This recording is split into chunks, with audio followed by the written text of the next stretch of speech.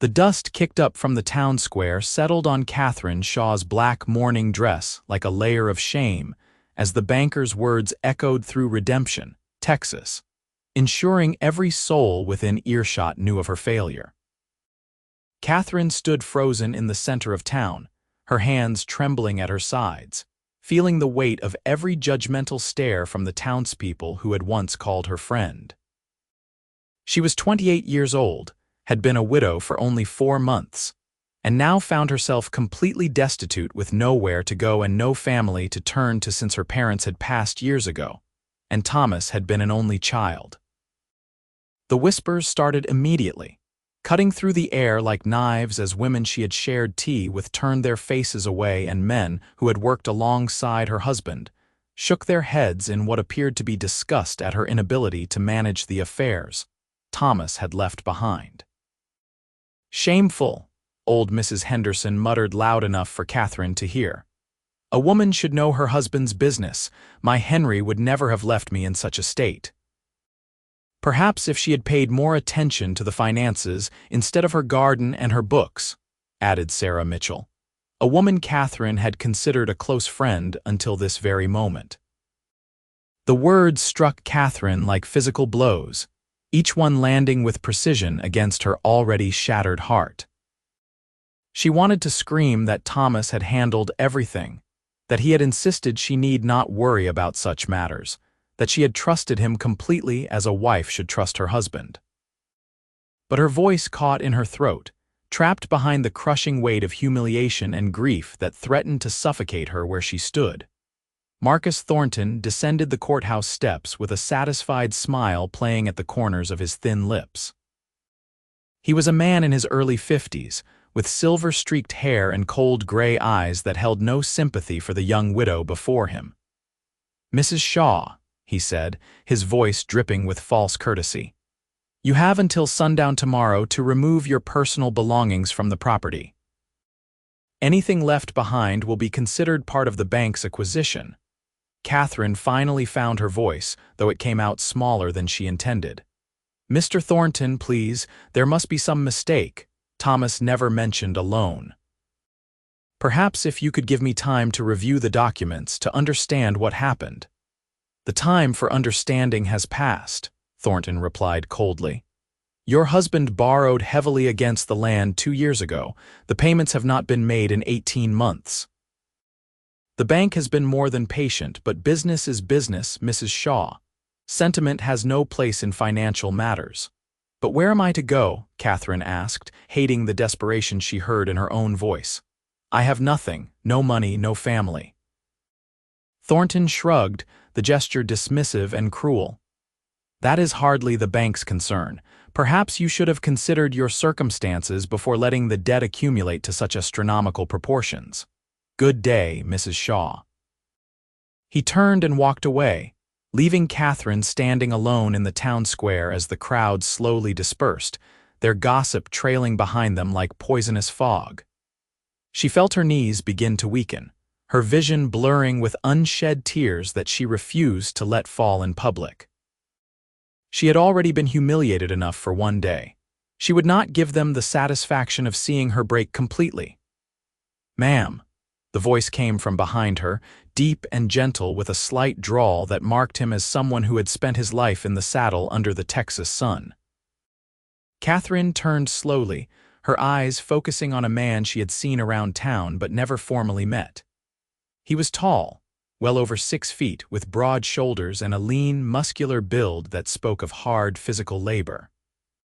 His face was weathered and tanned, with strong features and warm brown eyes that held genuine concern rather than the judgment she had seen in everyone else. He appeared to be in his early 30s, dressed in well-worn but clean work clothes, and he held his hat respectfully in his hands. "I am sorry," Catherine said quietly. "Do I know you?" "Name is Daniel Cooper, ma'am," he said, his voice remaining gentle. "I run a small ranch about 5 miles north of here, been living in these parts for about 3 years now. I could not help but overhear what just happened, and I wanted to say how truly sorry I am for your troubles." Catherine felt fresh tears threatening at the simple kindness in his words. Thank you, Mr. Cooper, that is very kind of you to say. Daniel shifted his weight, looking uncomfortable but determined. Ma'am, I know this might seem forward and you have every right to tell me to mind my own business, but I was wondering if you might have a moment to talk. Somewhere more private, perhaps. I might have a solution to your current predicament, if you would be willing to hear me out. Catherine hesitated, her mind racing with possibilities and concerns. She knew nothing about this man beyond his name and the kindness in his eyes, but what choice did she have? She had no money, no prospects, and less than 24 hours before she would be homeless. Very well, Mr. Cooper. Would the church be acceptable? It is just across the street, and I believe Reverend Matthews would not mind us speaking in the sanctuary. That sounds just fine, ma'am, Daniel replied, gesturing for her to lead the way. They walked across the dusty street in silence, Catherine acutely aware of the curious stares following their progress. The church was a simple white building with a tall steeple, its doors always open to those seeking sanctuary or solace. Inside, the air was cooler and smelled faintly of candle wax and old wood. Catherine chose a pew near the front, sitting down carefully and arranging her skirts around her while Daniel took a seat at a respectful distance. Mr. Cooper, Catherine began, her voice steady despite her inner turmoil. What sort of solution did you have in mind? Daniel turned his hat in his hands, clearly choosing his words carefully. Ma'am, I hope you will forgive my bluntness, but I believe in speaking plain. I have a ranch like I mentioned. It is not grand, but it is solid. 200 acres of good grazing land, a sturdy house, a barn, and a decent herd of cattle. I have been working it alone for 3 years, and while I manage well enough, it is a lonely existence. Catherine felt her heart begin to race, understanding suddenly where this conversation might be heading. I see. I lost my wife 5 years ago, Daniel continued, his voice taking on a note of old pain. She died of fever back in Missouri. We had only been married 2 years and we had no children. I came to Texas to start fresh, to build something new. I have done well enough, but a ranch needs a family to truly thrive. It needs someone to make it a home. Mr. Cooper, Catherine said carefully. Are you suggesting what I think you are suggesting? Daniel met her eyes directly, his expression earnest and open. Ma'am, I know this is sudden. I know you do not know me, and I do not know you beyond seeing you in town from time to time. But I have heard people speak of you, and everything I have heard tells me you are a good woman, a kind woman, someone who worked hard alongside her husband and loved him dearly. I am not offering charity, Mrs. Shaw. I am offering a partnership. A partnership, Catherine repeated, her mind struggling to process what was happening. I need a wife, Daniel said simply. Someone to share the work and the life I am building, and unless I am mistaken, you need a home and security. I am proposing marriage, ma'am. A marriage of practical necessity, perhaps, but one I would enter into with the full intention of making work. I would not ask anything of you that you were not ready to give. We could take our time, get to know each other proper. I have a spare room in the house where you could stay until you felt comfortable with more. But you would have a home, Mrs. Shaw. You would have land and security and respect. Catherine sat in stunned silence, her hands folded tightly in her lap. 1,000 thoughts raced through her mind. This was madness. She barely knew this man. Yet what alternative did she have? She could try to find work, but jobs for women were scarce and poorly paid. She could throw herself on the mercy of the church, but charity would only stretch so far. Or she could accept this stranger's offer and at least have a roof over her head and food in her belly. Why me? She finally asked. Why not court someone properly? There are unmarried women in town who would surely be interested in a rancher with property. Daniel smiled slightly, a sad expression that did not quite reach his eyes. Begging your pardon, ma'am, but most of the unmarried women in this town are either too young or they have their sights set on men with bigger spreads and fatter wallets. And to be honest, I saw how they treated you out there today. I saw how they turned on you the moment you faced hardship. That told me everything I needed to know about their character. You, on the other hand, stood there with dignity even when the world was crashing down around you. That takes real strength. Catherine felt something warm unfurl in her chest, a feeling she had not experienced in months. Hope, perhaps, or simply gratitude for finding one kind soul in a town that had turned its back on her. "Mr. Cooper, I appreciate your offer more than you can possibly know. But I must be honest with you, I am still grieving my husband. Thomas and I had a good marriage and I loved him deeply. I do not know if I can be the kind of wife you deserve." "I am not asking you to forget him," Daniel said gently. "I am not asking you to pretend he never existed or that you did not love him. I am simply asking you to consider building a new life, one step at a time. No pressure, no demands. Just two people helping each other survive and maybe, if we are lucky, finding some happiness along the way." Catherine looked into his eyes and saw only sincerity and kindness. She thought about her options, about the humiliation she had just endured, about the long, lonely night ahead of her in the house that would no longer be hers after tomorrow. She thought about Thomas, and whether he would want her to suffer alone or whether he would want her to find safety and security in whatever form it came. "I need time to think," she said finally. "This is the most important decision of my life, and I cannot make it in haste, no matter how desperate my circumstances." Daniel nodded, standing and placing his hat back on his head. "I understand, ma'am. Take all the time you need. I will be staying at the boarding house tonight and tomorrow. If you decide you want to accept my offer, you can find me there. If not, I will respect your decision and trouble you no further." He started to walk away, then paused and turned back. "Mrs. Shaw, one more thing. Regardless of what you decide, I want you to know that what happened to you today was wrong. You did nothing to deserve that treatment, and those people should be ashamed of themselves. You are stronger and braver than any of them, and I hope you never forget that." With those words, he walked out of the church, leaving Catherine alone with her thoughts and her racing heart. She sat in the quiet sanctuary for a long time, staring at the simple wooden cross above the altar and trying to make sense of everything that had happened in the past few hours. That evening, Catherine returned to the house that had been her home for the past 6 years. It felt different now, hollow somehow, as if it already knew she no longer belonged there. She moved through the rooms slowly, touching familiar objects and remembering the life she had built with Thomas. They had been happy here, truly happy. He had been a good man, hardworking and devoted, always bringing her wildflowers from the fields and reading to her in the evenings by lamplight. But Thomas was gone, and no amount of grieving would bring him back. And if she was being completely honest with herself, their marriage had not been perfect. Thomas had been kind and loving, but he had also been secretive about their finances, brushing aside her questions and concerns with assurances that everything was fine.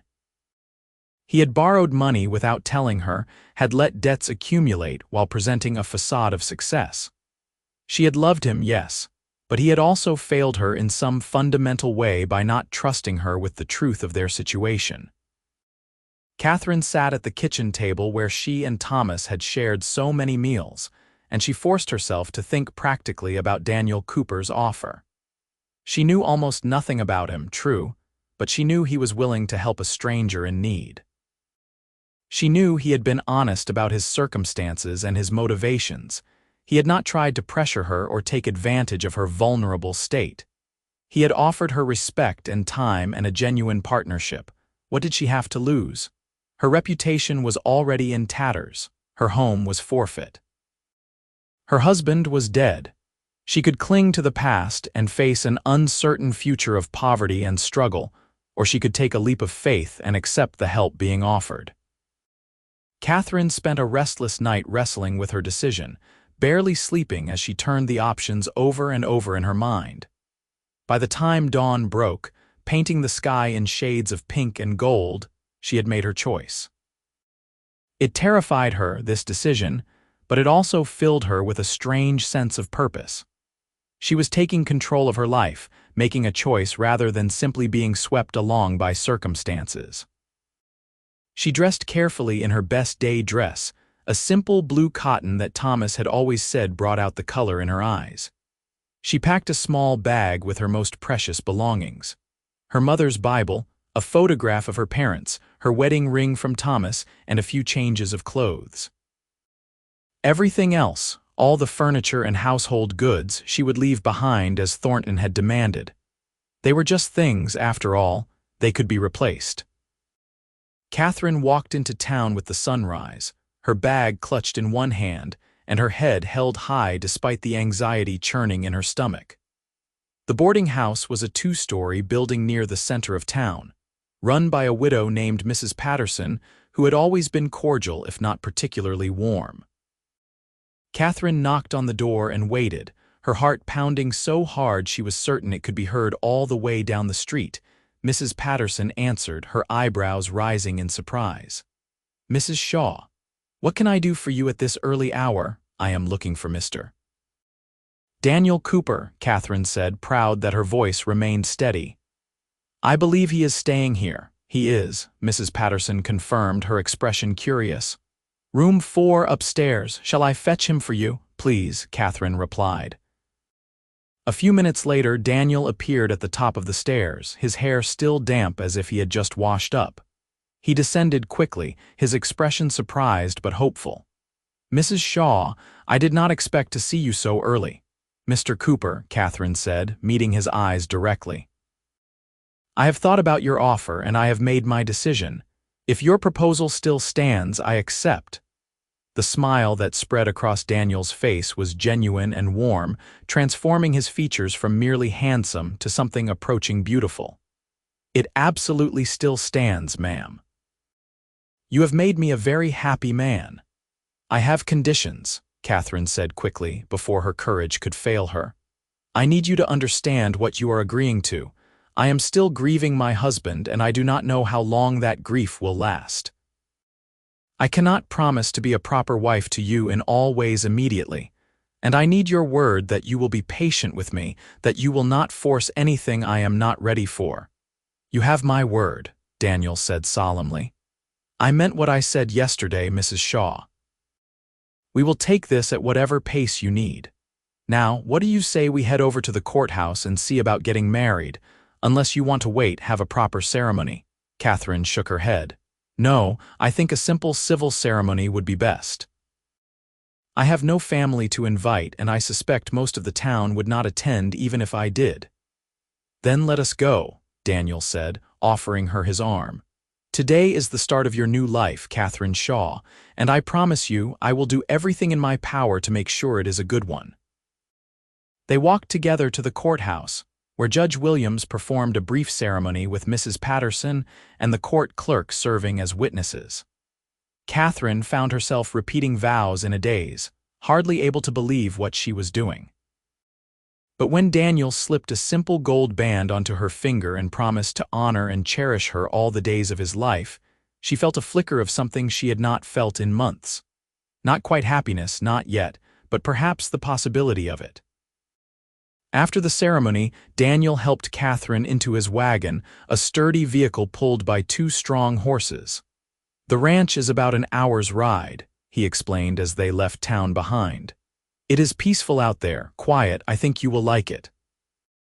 Catherine watched the familiar buildings of Redemption fade into the distance, feeling as if she was leaving behind not just a town but an entire chapter of her life. The landscape opened up around them, rolling grasslands dotted with wildflowers and the occasional stand of trees. The sky stretched endlessly overhead, a brilliant blue that seemed to promise new beginnings. "Tell me about the ranch," Catherine said, wanting to break the slightly awkward silence that had fallen between them. "How did you come to have it?" Daniel kept his eyes on the road as he spoke. "I bought it from a family that was heading back east. Their daughter had married and wanted to return to Virginia, so they sold me the property at a fair price. The house needed some work when I first arrived, but I have fixed it up pretty well over the past 3 years. It is simple but solid.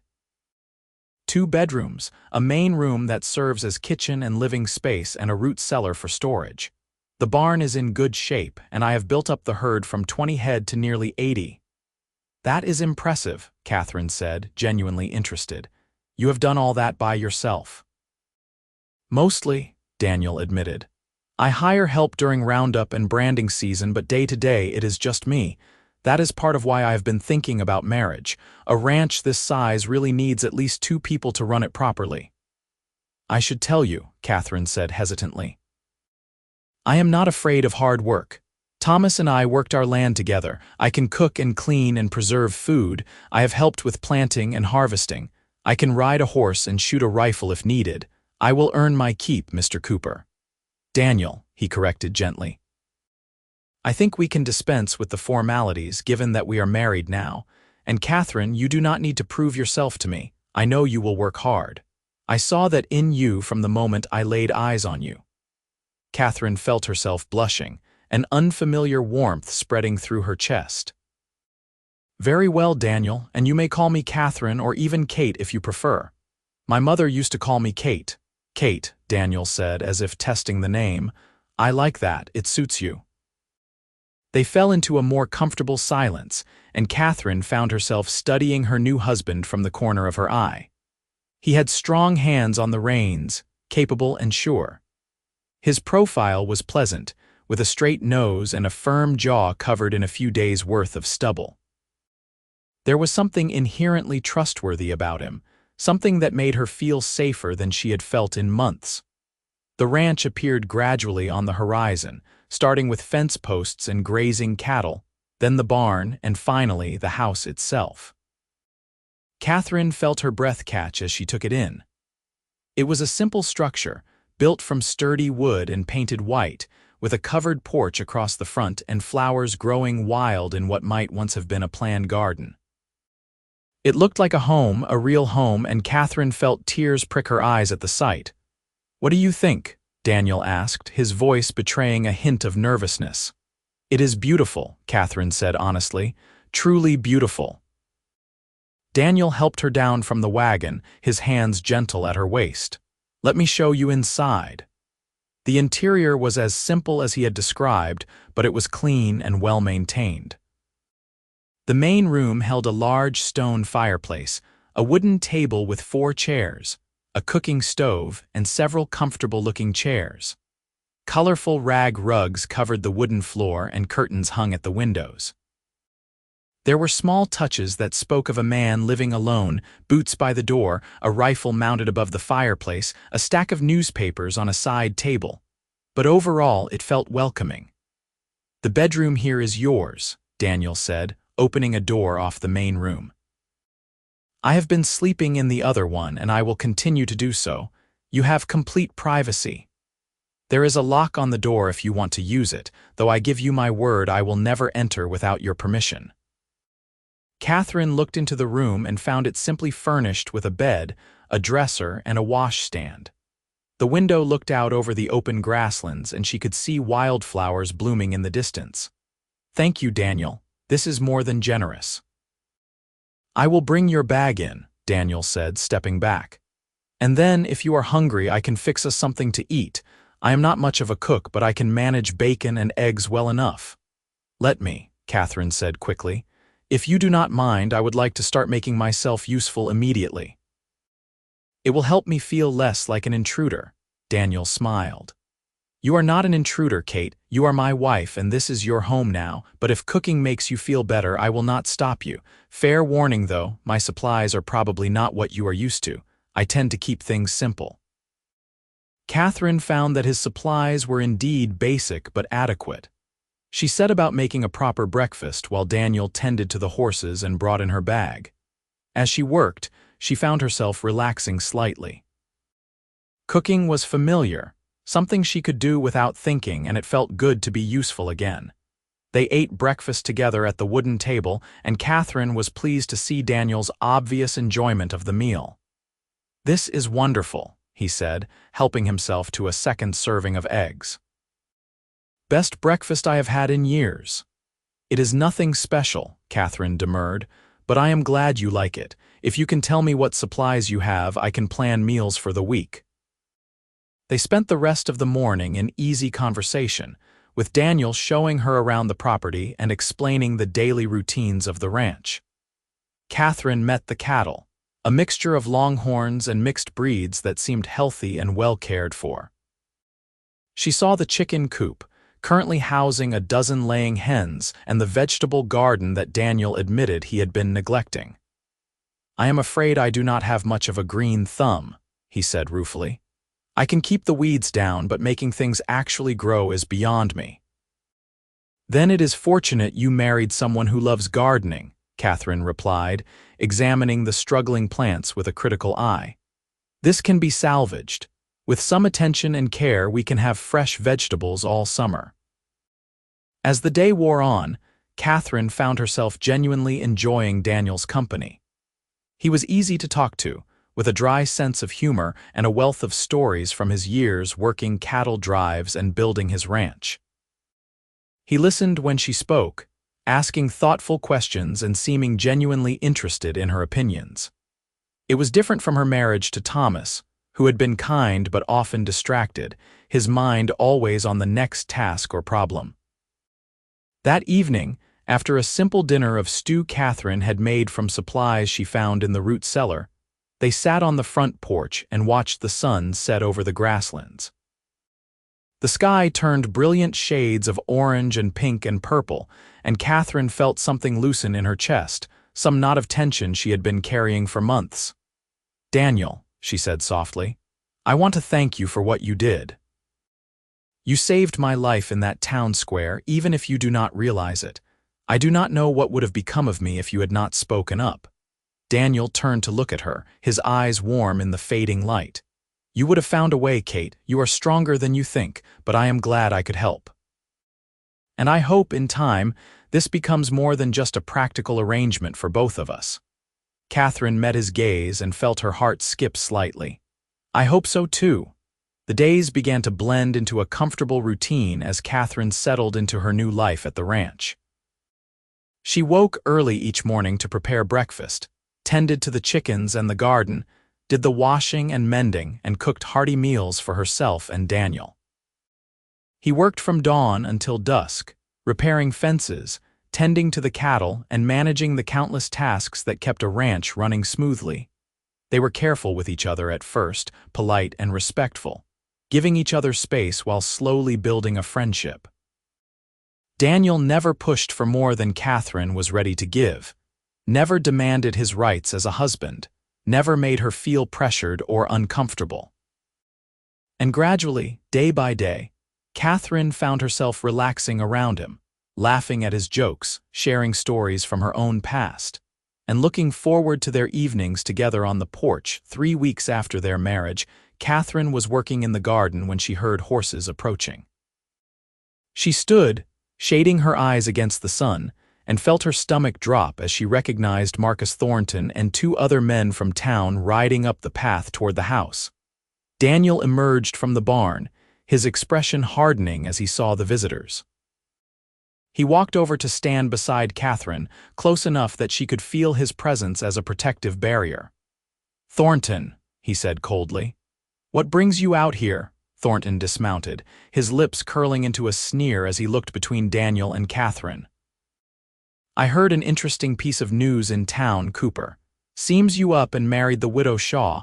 Must say that was quite the rescue, very gallant of you." "Get to the point," Daniel said, his voice hard. "Just wanted to make sure everything was proper and legal," Thornton said, his tone oily. "Seemed awfully convenient, Mrs. Shaw losing her land one day and marrying a landowner the next. Some folks in town are saying it looks suspicious. Like maybe there was some arrangement in place before her husband's debts came due." Catherine felt anger surge through her, hot and sudden. "How dare you," she said, her voice shaking with emotion. "How dare you come here and imply such a thing? I never even spoke to Daniel before that day in the town square, and even if I had, it would be none of your business." "Easy now, Mrs. Cooper," Thornton said, emphasizing her new name with mocking courtesy. "No need to get upset. I am just doing my due diligence. The bank has to protect its interests." "Your due diligence is complete," Daniel said firmly. "My marriage to Kate is legal and proper, performed by Judge Williams and witnessed by Mrs. Patterson. We have the papers to prove it. Now I suggest you get off my property before I forget my manners." Thornton held his hands up in a gesture of mock surrender. "No need for threats, Cooper. I will leave you to your domestic bliss. Though I will say, Mrs. Cooper, that you have landed on your feet remarkably quickly. Some might say too quickly for a woman supposedly grieving her husband." Before Catherine could respond, Daniel stepped forward, his hand moving to the gun at his hip. "That is enough. You have 5 seconds to get back on your horse and ride out of here. Otherwise, you will be doing it with a bullet in your backside." Thornton's smirk faded, replaced by genuine wariness. He mounted his horse quickly, the other 2 men following suit. "You have made an enemy today, Cooper. I do not forget slights." "Neither do I," Daniel replied, "and you slighted my wife. Now get out." They watched the men ride away, dust kicking up behind their horses.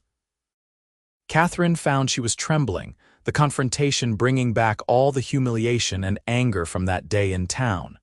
Without thinking, she turned to Daniel, and he immediately opened his arms, pulling her into a gentle embrace. "I am sorry," he murmured against her hair. "I am so sorry you had to endure that." "It is not your fault," Catherine said, her voice muffled against his chest. "That man is vile. I cannot believe I never saw it before, how cruel he is."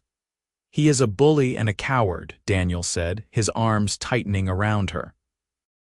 "And he knows he has no power here. You are safe, Kate. I promise you, you are safe." Catherine pulled back slightly to look up at him, and something in the moment shifted. She saw the concern in his eyes, the genuine care, and she realized that somewhere over the past 3 weeks, her feelings for this man had begun to change. He was no longer just her rescuer or a stranger she had married out of desperation. He was becoming something more, something precious. "Daniel," she whispered, and then she did something that surprised them both. She rose up on her toes and kissed him, a soft, gentle press of lips that lasted only a moment but felt like a promise. When she pulled away, Daniel's eyes were wide with surprise and something that looked like wonder.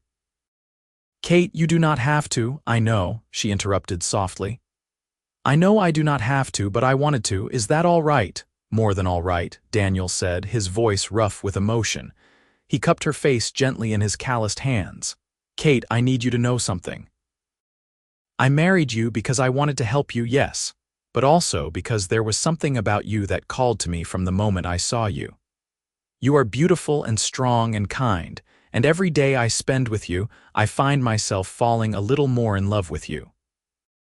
I know it is too soon, I know you are still healing, but I wanted you to know the truth of how I feel." Catherine felt tears spring to her eyes, but they were not tears of sadness. "I am not ready to say those words back yet," she admitted. "But Daniel, I feel something growing in my heart. Something warm and good. I think given time I could love you too. I think I might already be starting to." Daniel kissed her forehead tenderly. "That is all I need to hear. We have all the time in the world, Kate. There is no rush."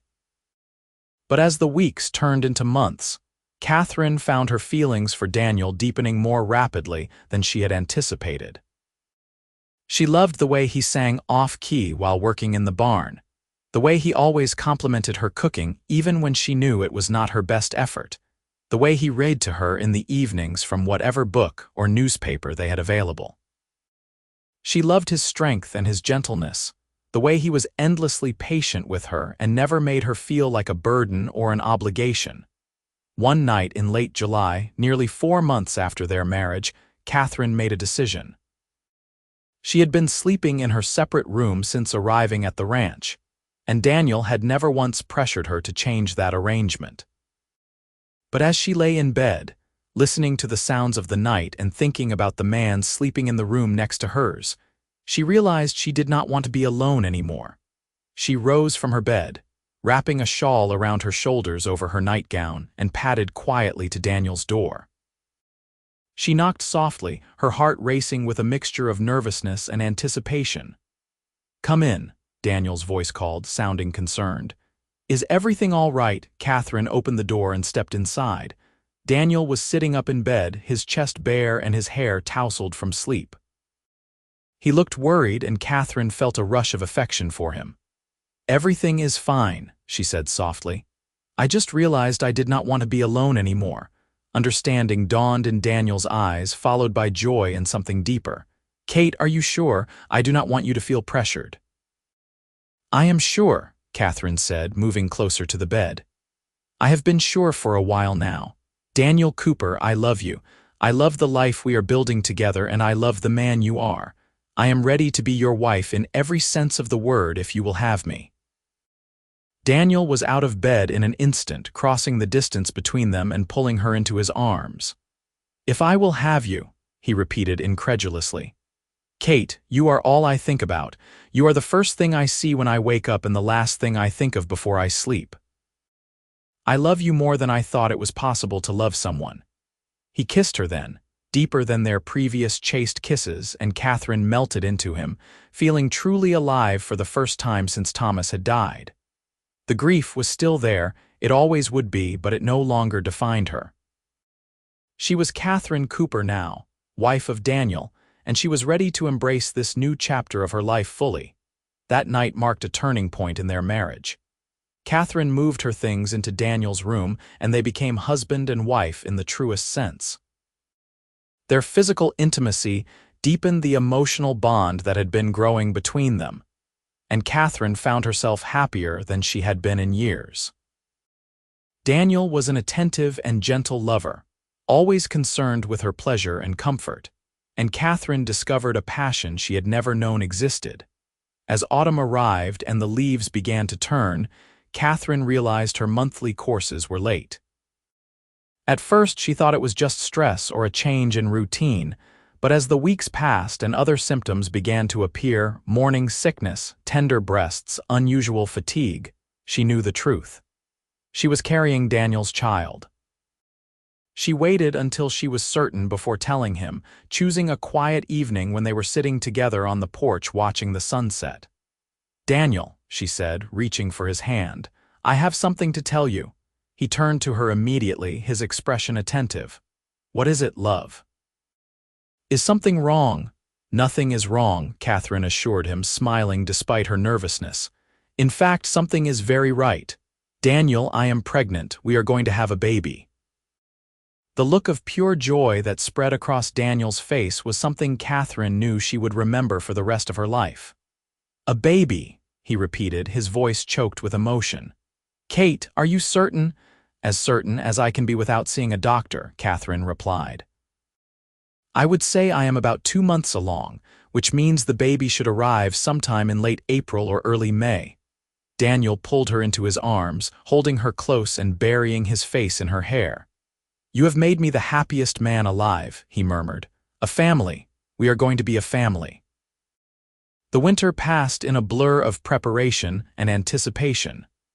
Daniel became even more protective of Catherine, insisting she rest more and not overwork herself. Catherine found it endearing even when it was frustrating, and she did her best to balance taking care of herself with continuing to manage the household. They spent long evenings discussing names and making plans for the future, dreaming about the life they would build for their child. In February, Daniel made a trip into town for supplies, and when he returned, his expression was troubled. What happened? Catherine asked immediately. Is something wrong? Daniel set down the supplies and pulled out a chair, sitting heavily. I ran into Judge Williams while I was at the general store. He told me something interesting. Apparently, there has been an investigation into Marcus Thornton and the Redemption Bank. Turns out, Thornton has been running a scheme for years, creating false debts and foreclosing on properties so he can buy them cheap and sell them for profit. Catherine felt her stomach drop. False debts? Daniel, are you saying that Thomas's loan might not have been real? I do not know, Daniel admitted. But the judge said several families have come forward claiming Thornton defrauded them. There is going to be a trial, and he wanted me to let you know that you might be called as a witness. Catherine sat down slowly, her mind reeling. If the debt was false, then I lost my home for nothing. I was humiliated and driven out of town based on a lie. Daniel reached across the table and took her hand. Kate, I know this is difficult to hear, but try to look at the bright side. If Thornton is convicted, you might be able to get your land back, And even if the debt was real, you have a home now. You have me and our baby and a life that makes you happy. At least, I hope it makes you happy." "It does," Catherine said firmly, squeezing his hand. "Daniel, meeting you was the best thing that ever happened to me. I meant what I said that night. I love you and I love our life together. Whatever happens with the trial, we face it together." The trial took place in early March, with Catherine heavy with child but determined to see justice done. She testified about the day Thornton had foreclosed on her property, about how sudden and unexpected it had been, about how Thomas had never mentioned any loan. Other witnesses told similar stories, and when the bank's records were examined, it became clear that Thornton had been falsifying documents for years. The verdict came swiftly. Marcus Thornton was found guilty of fraud and sentenced to 10 years in prison. All properties he had fraudulently seized were to be returned to their rightful owners, including the Shaw land that Catherine had lost. After the trial, Judge Williams approached Catherine and Daniel as they were preparing to leave the courthouse. "Mrs. Cooper, I want to apologize on behalf of the town for what you endured. You were treated shamefully and you deserved better." "Thank you, Judge," Catherine said quietly. "I appreciate that. Your former property is being returned to you," the judge continued. "You are free to reclaim it whenever you wish." Catherine looked at Daniel, then back at the judge. "Judge Williams, I appreciate the gesture, but I do not want that land anymore. It represents a painful chapter of my life that I have moved past. If it is possible, I would like to sell it and use the money to improve the ranch where I actually live now." The judge nodded approvingly. "That can certainly be arranged. I will draw up the necessary papers." As they rode back to the ranch that evening, Daniel reached over and took Catherine's hand. "Are you sure about selling the land? I know it meant a lot to you and Thomas." "I am sure," Catherine said firmly. "That land is part of my past, but you and our baby are my future." "I choose the future, Daniel. I choose us." 2 months later, on a warm spring morning, Catherine gave birth to a healthy baby boy. The labor was long and difficult, with a midwife from town attending, but when Catherine finally held her son in her arms, she felt a love so overwhelming it brought tears to her eyes. Daniel was beside himself with joy, cradling the tiny infant with a mixture of awe and terror. "He is perfect," he kept saying. "Kate, he is absolutely perfect." "What should we name him?" Catherine asked, watching her husband with their son. Daniel thought for a moment, then looked at her with gentle eyes. "What about Thomas Daniel?" "To honor your first husband and give our son a name that represents both of our pasts coming together." Catherine felt tears well up again, moved by Daniel's generosity and thoughtfulness. "Thomas Daniel Cooper. I think that is perfect." Young Thomas, or Tommy as they quickly began calling him, grew into a happy, healthy toddler. He had his father's warm brown eyes and his mother's quick smile, and he brought endless joy to the ranch. Catherine sold her former property as planned, and they used the money to expand the ranch, buying adjoining land and increasing their herd. 2 years after Tommy's birth, Catherine discovered she was pregnant again. This time, the pregnancy felt easier, perhaps because she knew what to expect. In the autumn of 1881, she gave birth to a daughter they named Rose Elizabeth, after Catherine's mother. Life settled into a comfortable rhythm. The ranch prospered under Daniel and Catherine's joint management. They became well-respected in the community, with Catherine slowly rebuilding relationships in town as people came to respect her strength and resilience. Daniel's reputation as an honest, hard-working rancher grew, and they were often asked for advice by neighboring families.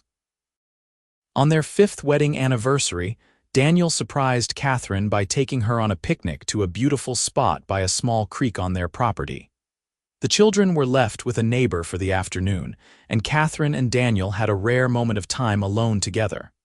"Do you ever regret it?"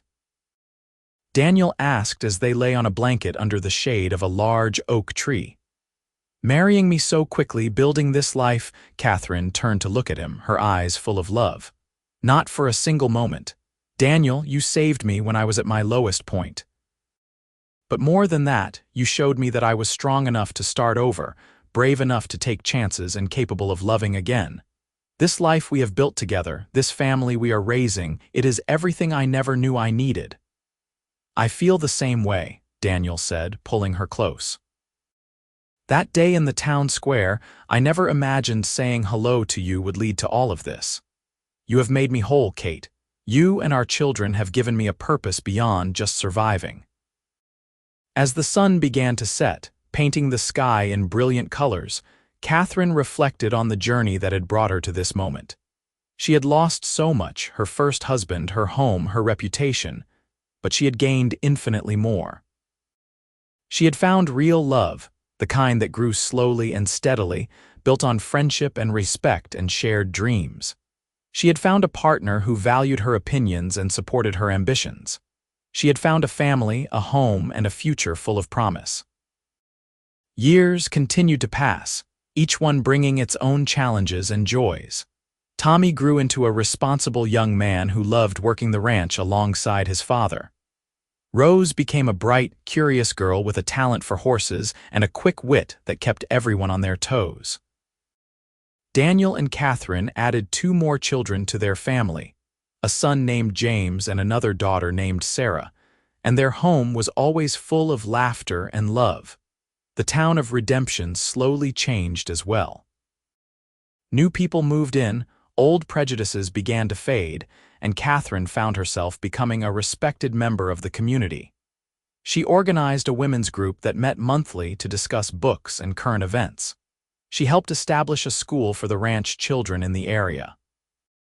She became known as someone people could turn to in times of trouble, and she never forgot the kindness that had saved her when she needed it most.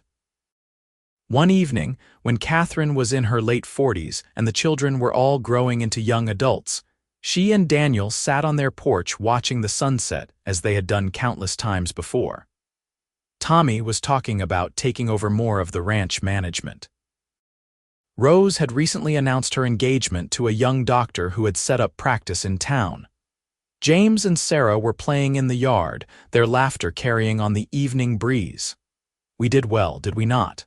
Daniel said, reaching for Catherine's hand.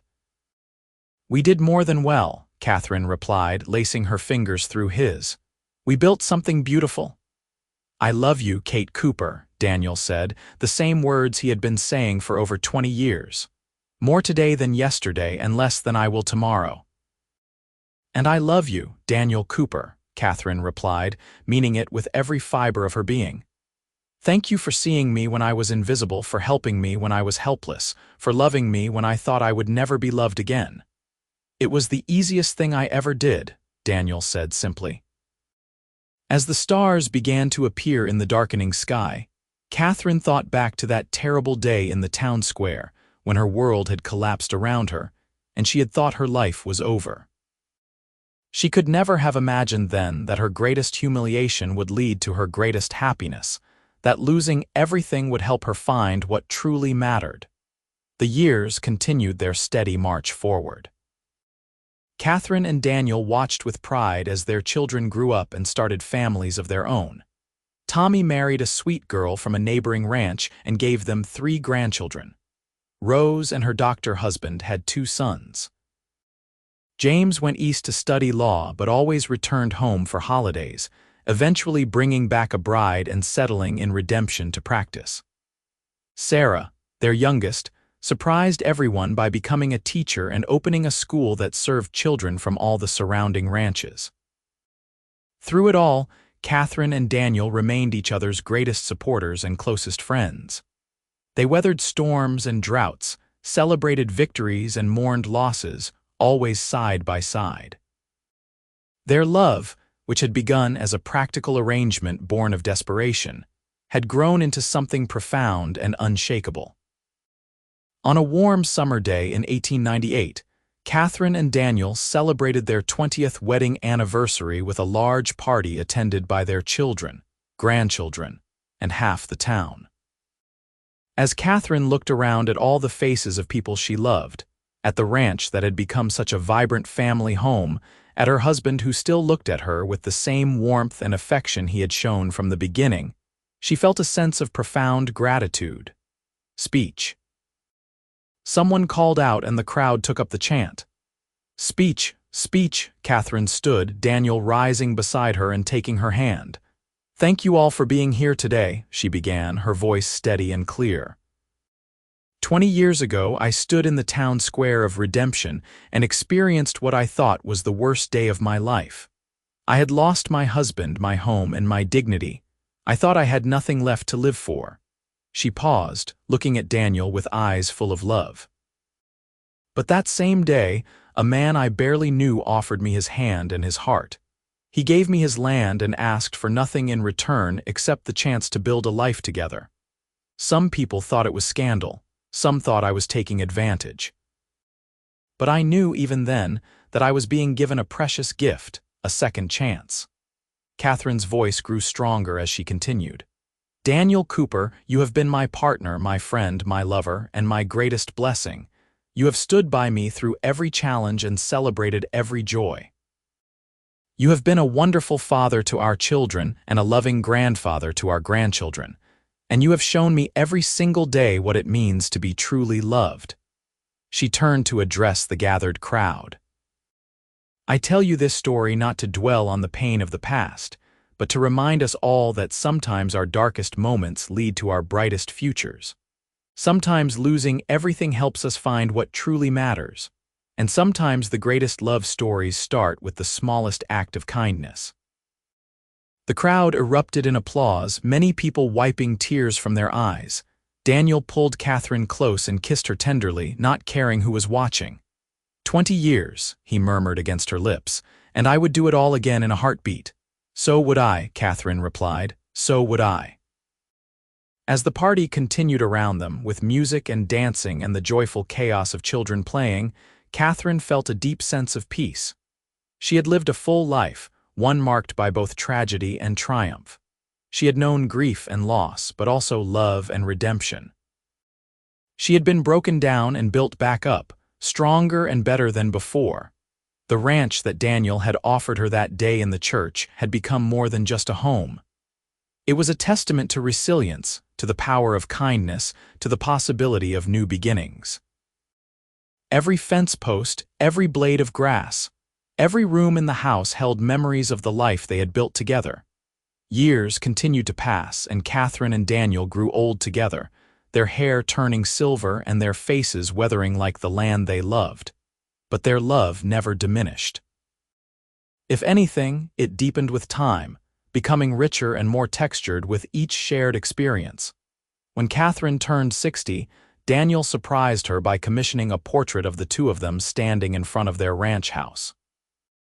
The artist captured them perfectly, Catherine with her gentle smile and intelligent eyes, Daniel with his strong shoulders and warm expression, and between them, the unmistakable bond of two people who had chosen each other and never looked back. So our grandchildren will always remember, Daniel explained when he unveiled the portrait. So they will know what real love looks like. Catherine had cried happy tears, overwhelmed by the thoughtfulness of the gesture. One winter evening, when Catherine was 65 and Daniel was 68, they sat together by the fire in their living room. The house was quiet, with all the children grown and living their own lives. It was just the two of them again, as it had been in those early days when they were learning to build a life together. Do you remember the first meal I cooked for you? Catherine asked, her head resting on Daniel's shoulder. Bacon and eggs, Daniel replied immediately. Best breakfast I had ever had, though I later learned that was your skill, you could make anything taste good. You are easy to please, Catherine teased. I am pleased by you, Daniel corrected. Always have been, always will be. They sat in comfortable silence for a while, watching the flames dance in the fireplace. Outside, snow was falling gently, covering the land in a blanket of white. Kate, Daniel said eventually, his voice serious. I need you to know something. Whatever time we have left, whether it is 1 year or 20, I want to spend every moment with you. You are the best thing that ever happened to me. You made my life worth living. Catherine felt tears gather in her eyes. I feel the same way, Daniel. You saved me in so many ways. You gave me not just a home, but a purpose. You showed me that I was worthy of love and respect. You made me believe in myself again. You were always worthy, Daniel said firmly. I just helped you remember it. As they held each other close, Catherine thought about all the years they had shared, all the moments both big and small that had woven together to create the tapestry of their life. She thought about the scared, humiliated woman she had been that day in the town square, and the strong, confident woman she had become. The transformation had not been easy and it had not been quick, but it had been real and lasting. The seasons continued their eternal cycle, and Catherine and Daniel moved through them together, their steps perhaps slower but no less steady. They celebrated more anniversaries, welcomed more grandchildren, and even a few great-grandchildren. They faced health scares and losses, but they faced them together, drawing strength from each other. On a beautiful spring morning in 1903, 25 years after their marriage, Daniel and Catherine took a walk through their property. At 73, Daniel moved with the careful deliberation of age, but his eyes were still bright, and his mind sharp. Catherine, at 70, still had the grace and determination that had first caught his attention all those years ago. They walked hand in hand through the fields where cattle grazed peacefully, past the creek where they had spent their 5th anniversary, through the garden that Catherine had lovingly tended for decades. Everything they saw was a reminder of the life they had built together, brick by brick, day by day. I have been thinking, Daniel said as they stood on a small hill overlooking the ranch, about writing down our story, for the children and grandchildren. So they know where they came from, what we went through to build all this. That is a wonderful idea, Catherine agreed, though I am not sure I have the writing skills for such a task. We will do it together, Daniel suggested, just like everything else. We will sit down each evening and write a little bit, piece by piece, until we have the whole story. And that is what they did. Over the following months, Catherine and Daniel spent their evenings recording their story, from that fateful day in the town square through all the years of building their life together. They wrote about the challenges and the triumphs, the fears and the hopes, the love that had sustained them through everything. As they wrote, they found themselves reliving those early days when everything was new and uncertain. They laughed at memories of their awkward first conversations, cried at the remembrance of difficult moments, and marveled at how far they had come. Do you think anyone will care about our story? Catherine asked one evening, setting down her pen. Our family will care, Daniel replied confidently. And maybe others too. Maybe there are other people out there who need to hear that second chances are possible, that love can be found in the most unexpected places, that humiliation and loss do not have to define you. Catherine nodded, understanding what he meant. Their story was more than just a personal history. It was a testament to resilience and redemption, to the power of choosing kindness over judgment, to the possibility of starting over no matter how dire circumstances seem. They finished writing their story on a quiet summer evening, both of them feeling a sense of accomplishment and completion. Daniel read through the final pages, then looked at Catherine with tears in his eyes. We had a good life, did we not? He asked. The very best, Catherine confirmed. Better than I ever dreamed possible. Several more years passed peacefully. Catherine and Daniel remained active and engaged with their family and community, though they moved a bit slower and rested more often. They had lived to see their grandchildren grow up and start families of their own, creating a legacy that extended far beyond the boundaries of their ranch. One autumn morning, when Catherine was 77 and Daniel was 80, they woke up together as they had for more than 27 years. The sunrise painted their bedroom in shades of gold and pink, and Daniel reached over to take Catherine's hand as he did every morning. Good morning, my love, he said softly. Good morning, Catherine replied, squeezing his hand gently. They rose slowly and began their day, moving through familiar routines with the ease of long practice. After breakfast, they sat together on their porch, watching the ranch come to life around them. Tommy, who now managed most of the day-to-day operations, rode by on his horse and waved. Two of their great-grandchildren were playing in the yard under the watchful eye of their mother. "We built something that will last," Daniel observed, his voice filled with satisfaction. "Long after we are gone, this ranch will still be here and our family will remember us." "More importantly, they will know they are loved," Catherine added. "That is the real legacy, teaching them how to love and be loved." As the day progressed, Catherine found herself feeling contemplative. She thought about the long journey from that terrible day in Redemption, when she thought her life was over, to this peaceful morning surrounded by everything she held dear. She thought about the courage it had taken to accept Daniel's offer, to risk her heart again, to trust in the possibility of happiness. That evening, as the sun set in a spectacular display of color, Catherine and Daniel sat together on their porch one final time. They held hands and watched the sky change from blue to orange to purple to deep twilight blue. Around them, the sounds of the ranch settling in for the night created a familiar symphony, cattle lowing in the distance, crickets beginning their evening song, the soft rustle of wind through the grass. "Kate," Daniel said softly, "thank you for saying yes all those years ago. Thank you for taking a chance on us. Thank you for making my life so full of love and meaning." "Thank you for asking," Catherine replied, her voice thick with emotion. "Thank you for seeing me when I was invisible, for valuing me when I felt worthless, for loving me when I thought I was unlovable. You gave me everything, Daniel, everything that truly matters." They sat in peaceful silence as the stars began to appear, one by one, in the darkening sky. The night grew cool and they eventually made their way inside, moving slowly but steadily, still holding hands. That night, they went to sleep in each other's arms as they had done thousands of times before.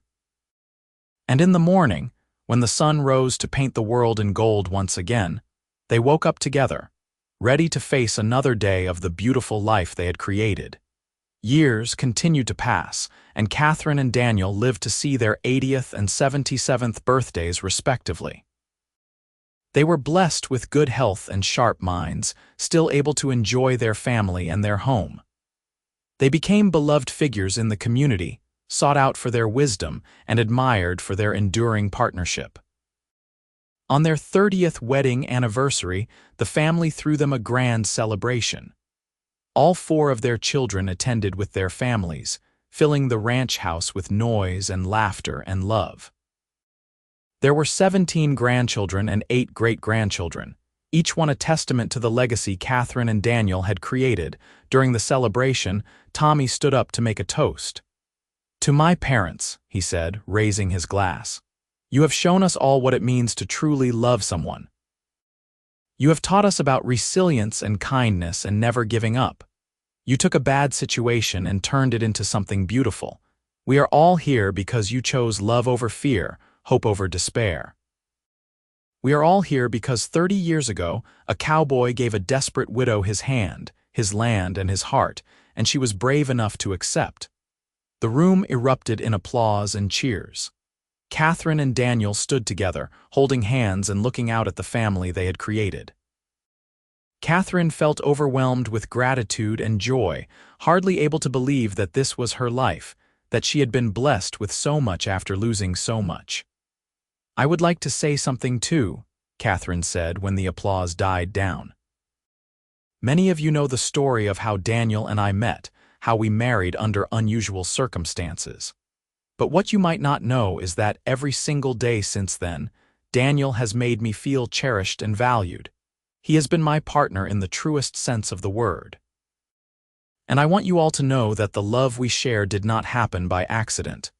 We worked at it. We chose it every day.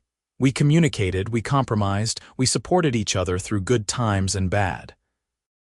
That is what real love looks like, not a fairy tale but a conscious choice made over and over again." She turned to Daniel, her eyes shining with tears. "And I choose you, Daniel Cooper. Today and every day I choose you." "And I choose you, Kate Cooper," Daniel replied, his voice breaking with emotion. always and forever. They kissed to thunderous applause, and the celebration continued long into the night. It was a perfect day, a perfect moment, a perfect culmination of 3 decades of love and partnership. As Catherine lay in bed that night, exhausted but happy, Daniel beside her already drifting off to sleep, she reflected on the incredible journey they had shared. From a desperate arrangement born of necessity to a love story that had inspired their entire family, they had built something truly special. They had proven that second chances were real, that healing was possible, that love could be found even in the darkest moments. More years passed, each one precious and filled with meaning. Catherine and Daniel remained devoted to each other, their love only deepening with time. They faced the inevitable challenges of aging with grace and humor, supporting each other through various health issues and the gradual slowing down that comes with advanced years. On a warm spring day in 1910, 32 years after their wedding, Catherine passed away peacefully in her sleep at the age of 83. She was surrounded by her family, with Daniel holding her hand, and her last words were, "I love you, Daniel. Thank you for a beautiful life." Daniel was devastated by her loss, but found comfort in their children and grandchildren, and in the knowledge that they had shared a truly extraordinary love.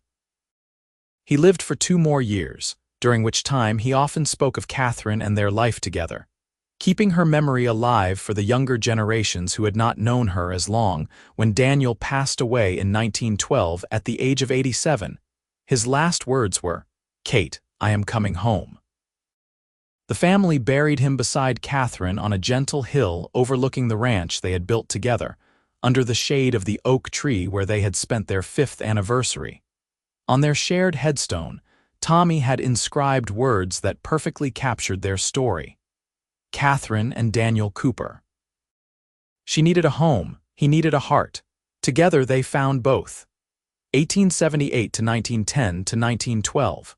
Loved eternally. The ranch remained in the family for generations, passed down from parent to child, each new generation hearing the story of how it all began, with humiliation and loss transformed into love and hope.